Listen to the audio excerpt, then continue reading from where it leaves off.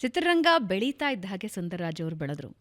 ಅದರಲ್ಲೂ ಸ್ಪೆಷಲಿ ಈ ಎಕ್ಸ್ಪೆರಿಮೆಂಟ್ಸ್ ಆರಂಭ ಆದ ದಿನಗಳಲ್ಲಿ ನೀವು ಚಿತ್ರರಂಗಕ್ಕೆ ಕಾಲಿಟ್ಟಿದ್ದು, ಹೊಸ ರೀತಿಯ ಜಾನರ್ಗಳು ಶುರುವಾದಾಗ ನೀವು ಕಾಲಿಟ್ಟಿದ್ದು, ಅದು ಸೋಷಿಯಲ್ ಎಕ್ಸ್ಪೆರಿಮೆಂಟ್ ಆಗಲಿ ಅಥವಾ ಕಥೆಗಳಲ್ಲಿ ಹೊಸತನ ತರೋದಾಗಲಿ, ಆ ಟೈಮಲ್ಲಿ ನೀವು ಎಂಟರ್ ಆಗಿ ಇವತ್ತಿನ ಕಾಲಘಟ್ಟಕ್ಕೆ ಬಂದು ನಿಂತಿದ್ದೀರಾ, AI ಕಾಲಘಟ್ಟಕ್ಕೆ ಬಂದು ನಿಂತಿದ್ದೀರಾ. ಹೆಂಗೆ ನೋಡ್ತೀರಿ ಜರ್ನಿನ?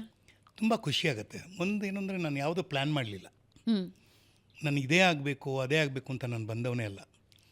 ಆಕಸ್ಮಿಕ ಬದುಕೇ ಆಕಸ್ಮಿಕ.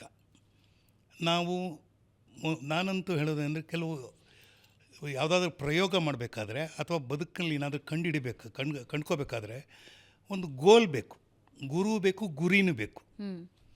ನನಗೆ ಅವಾಗೇನು ಅಂತಂದರೆ ಸಿನಿಮಾಗೆ ಸೇರಬೇಕು, ನಾಟಕಕ್ಕೆ ಬರಬೇಕು ಅನ್ನೋದೆಲ್ಲ ಏನಿರಲಿಲ್ಲ. ಏನೋ ನಾವು ನಮ್ಮ ತಂದೆ ಡಾಕ್ಟ್ರ್ ಆಗಬೇಕು ಅಂತ ಭಾಳ ಇಷ್ಟಪಟ್ಟಿದ್ರು. ಆದರೆ ಅದಕ್ಕೆ ಮಾರ್ಕ್ಸೇ ಬರಲಿಲ್ಲ ನನಗೆ. ಆ ಮಾರ್ಕ್ಸ್ ಬಂದರೆ ತಾನೇ ಡಾಕ್ಟ್ರ್ ಆಗ್ಬೋದು. ಕಾಲೇಜಲ್ಲಿ ಯಾವಾಗಲೂ ಲೀಡ್ರ್ಶಿಪ್ಪು, ಹುಡುಗಾಟ, ಒಂಥರ ಸಿಂಗಿಂಗು. ಅವಾಗೆಲ್ಲ 70ರ ದಶಕದಲ್ಲಿ ಈ ರಾಜೇಶ್ ಖನ್ನನ್ ಸಿನಿಮಾ ಬರೋದು, ಆಮೇಲೆ ಶಮಿ ಕಪೂರ್ ಸಿನಿಮಾ, ಕನ್ನಡದಲ್ಲೆಲ್ಲ ಹೊಸ ಹೊಸ ನಟರುಗಳು ಬಂದಿದ್ದರು ಆಗ. ಅಂದರೆ ಇನ್ನೂ ಬರೋ ಅಂತಂದರೆ ನಮಗೆಲ್ಲ ಈ ರಾಜ್ಕುಮಾರು, ಆಮೇಲೆ ಶ್ರೀನಾಥ್ ಅವ್ರುಗಳೆಲ್ಲ ಅವತ್ತು ಐಕಾನ್ಸ್ ಅವರು. ಆದರೆ ನನಗೆ ಒಂದು ಇನ್ಸ್ಪಿರೇಷನ್ ಏನಾಯಿತು ಅಂತಂದರೆ, ನಾಟಕಕ್ಕೆ ನನ್ನನ್ನು ಇನ್ವೈಟ್ ಮಾಡ್ತಾರೆ. ಅದು ಆಕಸ್ಮಿಕ. ನಾನು NCC ನೇವಿನಲ್ಲಿದ್ದೆ. ಅಂದರೆ ನೇವಿ ಇದೊಳಗೆ ನೀವು ವೈಟ್ ಆ್ಯಂಡ್ ವೈಟ್ ಡ್ರೆಸ್ ಇರ್ತಲ್ಲ, ತುಂಬ ಇಷ್ಟ ನನಗದು. ಸೊ ಅದಕ್ಕೆ ನೇವಲ್ ಇದು ಅಂತ ಹೇಳ್ತಾರೆ. ಅದಕ್ಕೆ ನಾನೇನು ಮಾಡಿದೆ, C ಸರ್ಟಿಫಿಕೇಟು B ಸರ್ಟಿಫಿಕೇಟ್ ಎಲ್ಲ ಮಾಡಿಬಿಟ್ಟಿದ್ದೆ. ಆಮೇಲೆ ನನ್ನ ಪರ್ಸ್ನಾಲಿಟಿ ಕೂಡ ಅದಕ್ಕೆ ಚೆನ್ನಾಗಿ ಮ್ಯಾಚ್ ಆಗಿತ್ತು. ಸೊ INS ವೆಂಡುರ್ತಿ ಅಂತ ಒಂದು ಇದಿದೆ, ಬೇಸ್ ಇದೆ ಕೊಚ್ಚಿನಲ್ಲಿ. ಅಲ್ಲಿಗೆ ಅಪ್ಲಿಕೇಶನ್ ಹಾಕಿದ್ದೆ. ಅಪ್ಲಿಕೇಶನ್ ಹಾಕ್ಬಿಟ್ಟು ನಮ್ಮ ತಂದೆ ಹೇಳಿದ್ರು, ನಮ್ಮ ತಂದೆ ಎಕ್ಸ್ ಸರ್ವಿಸ್ ಮ್ಯಾನು. ಇನ್ಫ್ಯಾಕ್ಟ್ ಇದು ಯಾರಿಗೂ ಗೊತ್ತಿಲ್ಲ, ನಮ್ಮ ತಂದೆ ಎಕ್ಸ್ ಸರ್ವಿಸ್ ಮ್ಯಾನು. ಅವರು ಒಂದು ಚಿಕ್ಕದಾಗಿ ಅಂಗಡಿ ಇಟ್ಕೊಂಡಿದ್ರು. ಆವಾಗ ಇಲ್ಲಪ್ಪ, ನೀನು ಬೇರೆ ನೇವಿಗೆಲ್ಲ ಹೋಗಿ ಸೇರ್ತಾ ಇದೆಯಾ, ನಾನು ಮಿಲ್ಟ್ರಿನಲ್ಲಿದ್ದೆ. ಆಮೇಲೆ ಮಿಲ್ಟ್ರಿ ಬೇರೆ, ನೇವಿ ಬೇರೆ. ಯಾಕೆಂದರೆ ನೀವೆಲ್ಲ ನೀರ ಮೇಲೆ ಇರ್ತೀರ, ಸುಮಾರು 6 ತಿಂಗಳು 1 ವರ್ಷ ಇರ್ತೀರ, ದಡಕ್ಕೆ ಬರೋದೇ ಕಷ್ಟ. ಆಮೇಲೆ ನಿಮ್ಮ ಕ್ಯಾರೆಕ್ಟರ್ ಬದಲಾವಣೆ ಆಗಿಬಿಡುತ್ತೆ. ಅದು ಯಾವ ಅರ್ಥ ಇಟ್ಕೊಂಡು ಹೇಳೋರು ಗೊತ್ತಿಲ್ಲ. ಅದರಿಂದ ಕೇಳಿಲ್ವಾ ನೀವು ಯಾವತ್ತು ಕ್ಯಾರೆಕ್ಟರ್ ಬದಲಾವಣೆ ಅಂದರೆ ಏನಾಗುತ್ತೆ ಅಂತ? ಅದೇನಿಲ್ಲ, ಅವರು ಅಂದರೆ you are away from the ಲ್ಯಾಂಡಲ್ಲಿದ್ದಾಗ ಬೇರೆ ಆಗುತ್ತೆ. ಲ್ಯಾಂಡಲ್ಲಿ ಇಲ್ಲದೆ ಅಂದರೆ ಯೂಶ್ವಲಿ ನೇವಲ್ ಇದೆಲ್ಲ ಏನು ಬರ್ತಾರೆ ಅಂದರೆ, ಅವರ ಆ ಪ್ರೈಮ್ ಏಜಲ್ಲಿ ಅವ್ರಿಗೆ ಒಂದು ಕಟ್ಟಾಕ್ದಂಗೆ ಇರುತ್ತೆ. ಬಿಟ್ಟರೆ ಏನಾಗುತ್ತೆ ಅಂತ ಆ ಥರದ್ದು ವಿಚಾರ. ನನ್ನ ತಂದೆ ಸ್ವಲ್ಪ ಆರ್ಥೋಡಾಕ್ಸ್, ಹಂಗಾಗಿ ಇಲ್ಲ ಅದು ಬೇಡ ನೀನು ಅಂತಂದರು. ನಾನು ಆಲ್ರೆಡಿ ಅಪ್ಲಿಕೇಶನ್ ಹಾಕ್ಬಿಟ್ಟಿದ್ದೆ. ಹಾಕ್ಬಿಟ್ಟು ಪೋಸ್ಟ್ ಆಫೀಸ್ ಬಾಕ್ಸ್ ಮುಂದೆನೇ ಕೂತಿದ್ದೆ. ಅದು ಬಸವನಗುಡಿಯಲ್ಲಿ ನಮ್ಮ ಮನೆ ಇತ್ತು. ಬಸವನಗುಡಿ ಪಕ್ಕದಲ್ಲೇ ಪೋಸ್ಟಲ್ಲಿ ಹಾಕ್ಬಿಟ್ಟು ನಮ್ಮದು ಇದು ಕಲ್ ಬೆಂಚ್ಗಳು, ಅದು ಕೂತ್ಕೊಳ್ಳೋಕೆ ಚೆನ್ನಾಗಿರುತ್ತೆ, ಹಿತವಾಗಿತ್ತು. ಕೂತಿದ್ದೆ. ಒಂದು ಸುಮಾರು ನಾನು ಹೇಳ್ತಾ ಇರೋದು ಒಂದು 4:30-5 ಗಂಟೆ ಸಂಜೆ ಹೊತ್ತು. ಆವಾಗ ಎಡಕಲ್ಗುಡ್ಡ ಚಂದ್ರು ಅಂತ ಅವನು ONK ಇದ್ರು. ಅವರು was an editor for Kannadaprabha. ಅವ್ರ ಮನೆಗೆ ಹೋಗ್ಬಿಟ್ಟು ಇವನು ಬರ್ತಾಯಿದ್ದ. ಅಷ್ಟೊತ್ತಿಗೆ ವಂಶವೃಕ್ಷ ಪಿಕ್ಚರ್ ಆಗೋಗ್ಬಿಟ್ಟಿತ್ತು. ಆವಾಗ ಕಾರಂತನವರು ಹೈವದನ ಅಂತ ನಾಟಕ ಮಾಡಬೇಕಾಗಿತ್ತು. ಆವಾಗ ಕೇಳಿದ್ರು, ನೋಡು ಒಬ್ಬ ಕಪಿಲನ ಪಾತ್ರಕ್ಕೆ ಒಬ್ಬ ಬೇಕು, ಒಳ್ಳೆ ಗಟ್ಟಿಮುಟ್ಟಾಗಿರಬೇಕು ಅನ್ನೋಂತ. ಆಮೇಲೆ ಇವನ್ನ ದೇವದತ್ತ ಅಂತ ಆಲ್ರೆಡಿ ಫಿಕ್ಸ್ ಮಾಡಿಬಿಟ್ಟಿದ್ರು.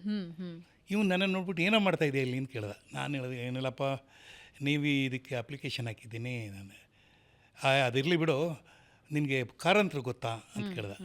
ನನಗೆ ಅಲ್ಲಿವರೆಗೂ ಕಾರಂತರು ಯಾರನ್ನು ಗೊತ್ತಿಲ್ಲಪ್ಪ ಅಂದೆ. ಹೋಗಲಿ, ಹಯವದನ ನಾಟಕ ಓದಿದ್ಯಾ ಅಂದ. ಹಯವದನ ನಾನು ಏನು ಹಂಗಂದರೆ ಅಂದೆ. ಹಯವದನ ಅಂದರೆ ಏನು ಅಂತಲೇ ಗೊತ್ತಿಲ್ಲ, ಎರಡೂ ಗೊತ್ತಿಲ್ಲ. ಅಯ್ಯೋ, ಏನು ಕನ್ನಡದ ಹುಡುಗನೋ ನೀನು ಅಂತ ಹೇಳಿ BV ಕಾರಂತ್ ಅಂತ ಇವರು ವಂಶವೃಕ್ಷ ಡೈರೆಕ್ಟ್ ಮಾಡಿದ್ದಾರೆ. ಹಾಗೆ ಇವರು ಒಳ್ಳೆಯ ನಾಟಕಕಾರರು. ಇವರು ಒಂದು ಪಾತ್ರಕ್ಕೆ ಹುಡುಕ್ತಾ ಇದ್ದಾರೆ. ನೀನು ನಾಳೆ ಲಿಪಿ ಪ್ರಿಂಟರ್ಸ್ ಅಂತ ಇದೆ, ಬೆಳಗ್ಗೆ ಹೋಗಿ ಅಲ್ಲಿ ಮೀಟ್ ಮಾಡು, ಅವರು ನಿನ್ನ ಸೆಲೆಕ್ಟ್ ಮಾಡ್ತಾರೆ ಅಥವಾ ಅವ್ರು ಏನಾದರೂ ಹೇಳ್ಬೋದು ಅಂತ. ಒಂಥರ ಕಿವಿನಲ್ಲಿ ಒಂಥರ ಏನೋ ಬಿಟ್ಟಂಗೆ ಆಯ್ತು ನನಗೆ.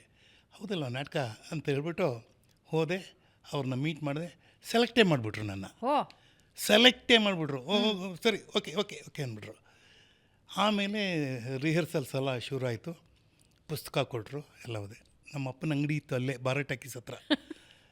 ನಮ್ಮಪ್ಪ ಏನು ಬೇಗ 5 ಗಂಟೆಗೆಲ್ಲ ಅಂಗಡಿ ಬಾಗಿಲು ಹಾಕೊಂಡು ಹೋಗ್ತಾ ಇದ್ದಾನಲ್ಲ ಅಂದ್ಬಿಟ್ಟು, ಯಾಕೆ ಅಂತ ನಮ್ಮ ತಂದೆ ಮನೇಲಿ ಇರಿದ್ರು.